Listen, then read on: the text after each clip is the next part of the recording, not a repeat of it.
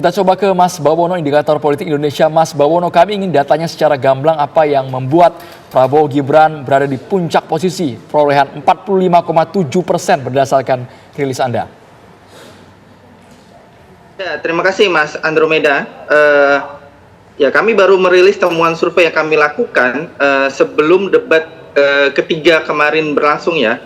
Jadi survei ini dilakukan di 30 Desember sampai 6 Januari. Nah, temuan survei kami dalam simulasi tiga pasangan calon gitu ya, ada dinamika elektoral di pasangan nomor 1 dan nomor 3. Sementara di pasangan nomor 2 ada katakanlah tadi sudah disinggung oleh Bang Ege, ada stagnasi gitu ya. Jadi di dua survei nasional yang kami lakukan secara tatap muka di awal Desember dan awal Januari ini, pasangan Prabowo Gibran masih berkutat di kisaran 45%, artinya belum bisa melampaui 46%. Sementara dinamika elektoral yang lebih terasa terjadi di pasangan 01 dan 03. Kalau di survei 1 bulan lalu, pasangan nomor 3 itu masih berada di posisi kedua, tapi di survei kali ini, posisi kedua ditempati oleh pasangan Anies Muhaimin gitu ya, dengan angka 25,47%, sementara pasangan Ganjar Mahfud turun dari sebelumnya di angka 25,6 menjadi 22,96 gitu ya. Meskipun jarak dari kedua pasangan calon ini masih dalam berada di margin of error gitu. Jadi kalau kita lihat data survei hari ini memang masih terbuka kemungkinan apakah 1 putaran atau 2 putaran gitu ya, masih terbuka kemungkinan dengan melihat apa yang terjadi dinamika selama 28 hari ke depan yang tersisa selama masa kampanye. Ya, Mas Bawono, kalau kita lihat dari grafik ini, kalau dilihat dari hasil survei yang dilakukan oleh lembaga survei Anda, tampaknya sedikit terjadi stagnasi ya. Kalau kita lihat dari 45,8 kemudian 45,79 begitu, ini dari indikator begitu ya, kita lihat data terakhirnya. Apa yang menyebabkan terjadi justru stagnasi di sini?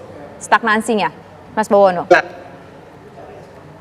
Bersama bahwa sumber utama dari suara pasangan Prabowo Gibran itu kan pertama tentu saja adalah basis pemilih Pak Prabowo di dua pemilihan presiden terdahulu gitu ya. Yang sumber yang kedua yang baru adalah pemilih Pak Jokowi di pemilihan presiden terdahulu, terutama yang di luar PDI Perjuangan. Kalau kita lihat data survei hari ini juga, pemilih Pak Jokowi di luar PDI Perjuangan itu juga tampaknya sudah berada dalam puncaknya gitu ya, yang mengalir kepada Prabowo Gibran. Nah, inilah memang kemudian yang harus menjadi pekerjaan rumah, menjadi catatan bagi pasangan 02 untuk memaksimalkan 28 hari tersisa, misalnya dengan memaksimalkan pemilih Pak Prabowo di 2019 lalu untuk kembali ke kandang gitu ya istilahnya. Karena kan pemilih Pak Prabowo di 2019 lalu kan ada juga yang bocor ke pasangan Anies Muhaimin. Misalnya pemilih-pemilih Pak Prabowo yang merasa kecewa dengan keputusan Pak Prabowo menggandeng Mas Gibran sebagai running mate. Atau juga yang kecewa dengan keputusan politik Pak Prabowo gabung dalam pemerintahan Pak Jokowi gitu. Nah, ini yang harus bisa dijadikan catatan bagi pasangan 02 dan tim kampanye nasional kalau ingin Pilpres ini selesai dalam 1 putaran, karena kan masih butuh sekitar 4,5 sampai 5% lagi untuk mencapai 50% plus 1 sesuai regulasi di Undang-Undang Pemilu. Dan di saat yang bersamaan juga di provinsi-provinsi kunci yang juga kami lakukan survei di survei kali ini, apakah bisa direbut gitu? Misalnya di Jawa Tengah. Kalau lihat data survei hari ini di Jawa Tengah, itu sebenarnya pasangan 02 dengan 03 itu suaranya sudah berhimpitan. Kalau di survei 1 bulan lalu itu suaranya masih selisih sekitar 15%, sekarang selisih suaranya hanya di bawah 5% gitu. Nah, kalau misalnya di 28 hari tersisa Jawa Tengah kemudian bisa dibalik oleh pasangan 02, direbut gitu ya sebagai basis suara, mungkin saja Pilpres akan selesai dalam 1 putaran. Di saat bersamaan juga menjaga keunggulan di Jawa Barat dan Jawa Timur dengan keunggulan yang cukup tebal gitu. Tapi kalau itu tidak bisa dilakukan, nampaknya Pilpres akan berlangsung dalam 2 putaran.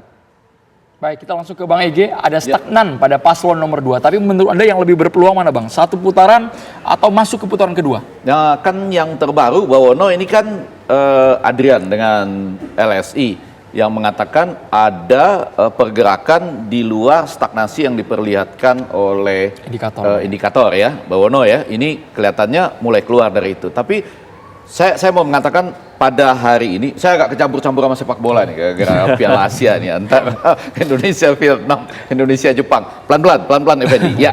Jadi yang mau saya katakan betul tadi analisis Bawono, sebetulnya yang diharapkan itu antara 1 dan 2 itu adalah pencampuran dari pendukung Pak Prabowo ya yang dulu gitu ya. Sekarang mungkin ada di Anies. Nah, itu kan berpotensi untuk apakah tetap di Anies gitu ya, atau diambil ke Pak Prabowo.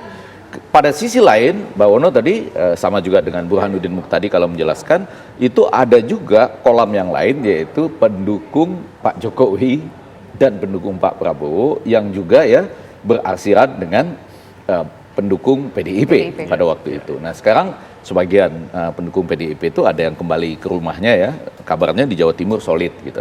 Tapi lepas dari itu, Bawono dan Adrian yang perlu kita bicarakan juga, kalau Anda membicarakan tentang 4% atau 5% dengan plus minus margin error-nya, kan sekarang yang belum membuat keputusan berapa persen? 5%. 5 ya. Nah, dalam perhitungan beberapa teman seperti Jayadi Hanan 2-3 hari lalu bersama-sama dengan saya, itu katakanlah 5-10%. Yang jadi masalah adalah pergerakannya ini apakah berdasarkan ya, kalau dalam penghitungan kami biasanya di komunikasi politik gitu dengan para guru-guru saya, ini berdasarkan deret hitung semua nambah. Artinya semua nambah nih, tiga-tiganya nambah sama-sama berdasarkan deret hitung 1, 2, 3, 4 ya. Atau ada yang berdasarkan deret ukur. Deret ukur itu 1, 2, 4, 8, 16 dan gitu. Nah itu yang tadi disebut oleh Bawono pergerakan yang terjadi pada hari ini walaupun menjanjikan ini. Jadi artinya kalau kita berpatokan pada LSI Deni JA pada sore ini satu putaran. Nah cuma apakah 1 dan 3 itu misalnya dengan jangan lupa tanggal 21 nanti ada debat. Cawapres yang kedua. Dulu juara bertahannya Gibran. Tantangannya lebih besar. Nanti tanggal 4 ada debat capres yang ketiga. Tadi Adrian cerita sama kita bahwa Pak Prabowo kembali gemoy. Nanti mudah-mudahan jangan terpancing marah lagi gitu ya. Nah maksud saya itu walaupun kecil-kecil ya, tapi bisa punya pengaruh dalam deret hitung. Saya nggak melihat juga Bang ya? Iya, saya nggak melihat ada deret ukur. Kalau misalnya nggak ngefek, mereka akan bilang dalam debat itu, saudara-saudara para capres, yuk kita santai-santai aja, nggak usah teriak-teriak, nggak usah ngotot-ngotot kita gitu, karena tuh nggak ada pengaruhnya gitu. Enggak, saya khawatir semua hal harus diperhitungkan ini. Jadi sekali lagi, kalau apa yang disampaikan oleh Deni JA ini benar, dan semua menambah berdasarkan deret hitung, terbagi rata satu putaran dia. Betul kan? Karena ini cuma membutuhkan 1, 1, 1, 1, ngambil dari yang tersisa. 10% lah bilang, dengan margin errornya. Tapi kalau ada yang bergerak dengan deret ukur, apalagi mulai minggu depan, mulai tanggal 21 itu ada kampanye raya ya, di mana orang mulai mengumpulkan ini. Nah saya khawatir orang juga mulai melihat, oh yang ini kampanyenya besar gitu, yang ini kampanyenya cuma sedikit misalnya. Itu antara lain juga bisa membuat pengaruh. Di samping 3 hal, ini saya dapat laporan dari teman-teman saya, Suko Widodo, Hasrullah dan lain-lain. Yang pertama, katanya ada di antara pasangan capres-cawapres ini yang tetap mampu membangun fans base. Jadi basisnya itu adalah basis penggemar.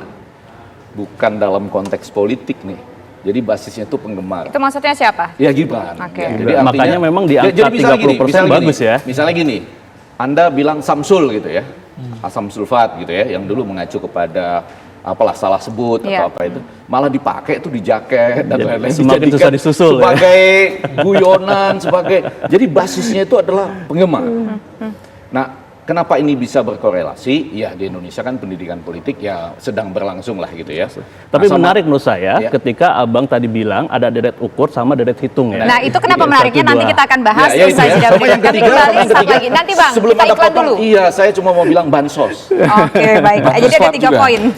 Baik, nanti kenapa antara deret hitung dengan deret ukur tadi itu apa gitu yang menariknya tadi apa? Nanti akan kita jawab pemirsa usai jeda berikut.